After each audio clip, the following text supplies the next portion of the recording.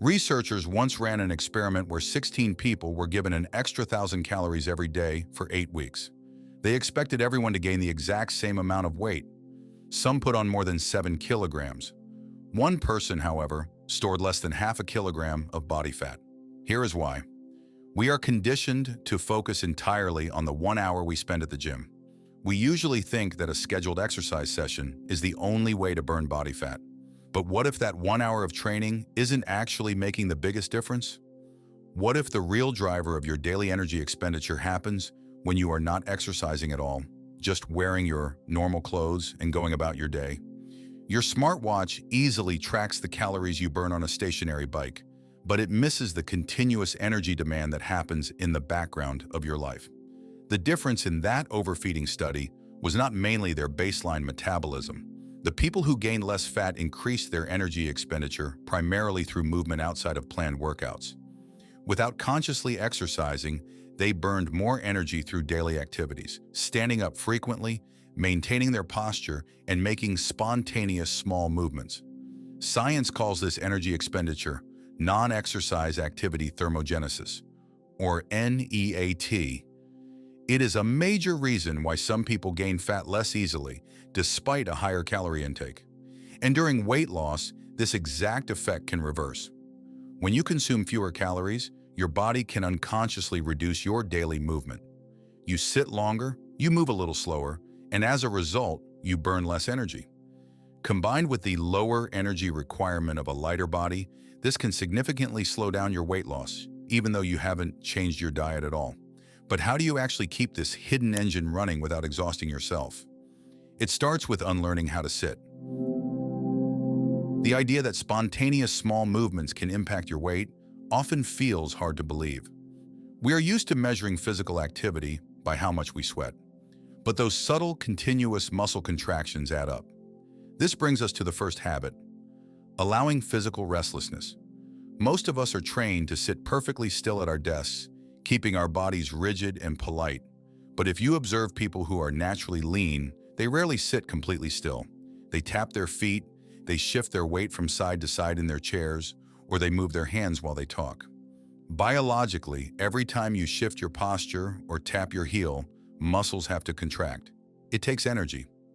While one small, isolated movement burns almost nothing, repeating these spontaneous small movements continuously over 12 hours creates a massive cumulative energy demand.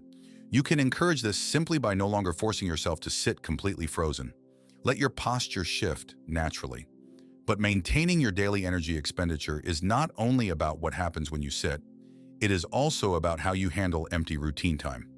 This is the second habit: pacing. Think about what happens when you take a phone call, listen to a long audio message, or wait for water to boil. Most of us just stand still or sit down, staring at a screen. We freeze. For someone actively trying to lose weight, this stillness is exactly what the brain wants in order to conserve energy. You can intentionally break this pattern. The habit is straightforward. Whenever you are on a call or thinking through a daily problem, stand up and walk around the room. It is not a workout. You do not need a high heart rate. It is just about maintaining that constant low-level energy output. A few pacing sessions throughout the day can easily add thousands of extra steps, keeping your body's energy system active without any mental fatigue. This covers your working hours, but the moment you get home in the evening, your furniture actively starts working against you. When we finally relax in the evening, we usually sink into a soft couch. Modern furniture is designed to hold our body weight perfectly, which means it requires zero muscle tension from us. This feels comfortable, but it drops your physical energy output to its absolute baseline. You can change this by practicing floor living. When you sit on a rug or a mat instead of a heavily padded chair, your body actually has to work. Without a backrest, your core muscles must engage just to keep your torso upright. Because the floor is rigid, you will not stay in one position for long. You will continuously shift your posture, stretching your legs, crossing them, or leaning back on your hands. Sitting on the floor naturally forces those spontaneous small movements back into your evening.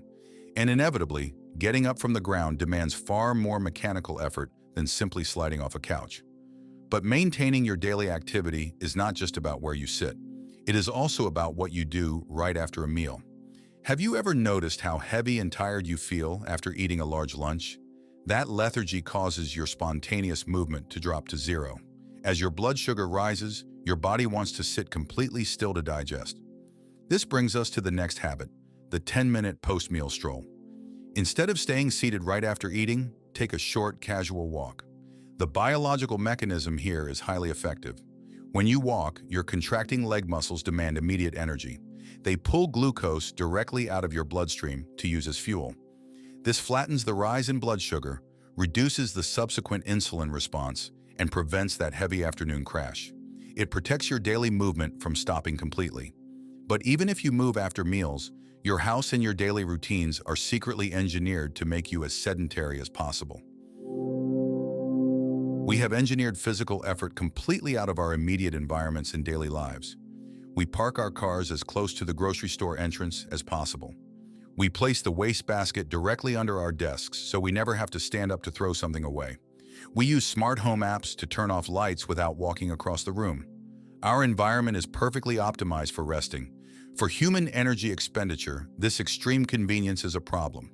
If your brain is already trying to conserve energy to prevent weight loss, a highly efficient environment makes it incredibly easy to stay completely sedentary. This leads to the fifth habit, intentional inefficiency. You simply stop taking the easiest path. You intentionally park your car at the far end of the lot. You place your water bottle on a shelf across the room, forcing yourself to stand up every time you want a drink. By making your daily routines just a little less practical, you force your body back into those spontaneous small movements that your brain is trying to lock down. The sixth habit builds directly on this, the never empty-handed rule.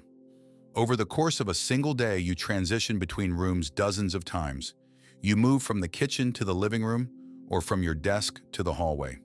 The rule is that every time you leave a room, you must take one item with you that belongs somewhere else. A coffee cup returning to the kitchen or a jacket going back to the closet. It sounds insignificant, but biologically, it prevents prolonged blocks of inactivity.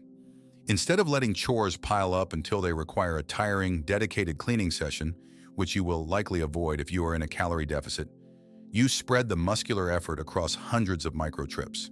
You keep your body in a continuous, low-level physical engagement. You maintain your daily energy burn without dedicating any extra time to formal exercise. At this point, you might be thinking, why not just combine all of this with an exhausting hour at the gym?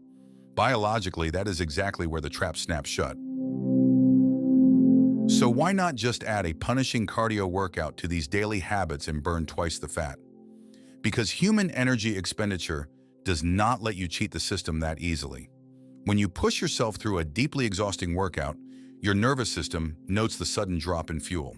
It responds by quietly pulling back on energy use somewhere else.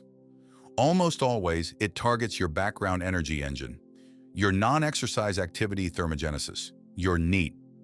Think about how you behave after a particularly hard hour at the gym. You get home, drop onto the sofa, and barely move. If your phone is on the table, you might just leave it there rather than getting up again. You stop gesturing when you talk. You stop shifting your weight. Your posture becomes heavy and still. For that 1 hour, you did burn a significant amount of energy. But for the next 23 hours, your brain quietly suppresses your spontaneous small movements to make up the difference. The calories you burned while sweating are often leveled out by the energy you saved by sitting perfectly still for the rest of the day. This does not mean you should avoid the gym. Far from it. Lifting weights preserves your muscle tissue, and cardiovascular training is essential for your heart. Both are vital for a long life, but relying on exhausting workouts purely as a way to burn off body fat is a trap. Your body will almost always compensate by making you slightly more lethargic. The most reliable way to maintain your daily energy expenditure is to protect the constant, subtle movements of your everyday life. The reason your weight loss stalls is not because your workout was too easy. It stalls because your brain tricks you into sitting perfectly still for the rest of the day. You do not need to exercise harder. You just need to stop making your daily life so effortless and comfortable. Fidget at your desk, pace the room, sit on the floor. Keep that background engine running and just let your body move.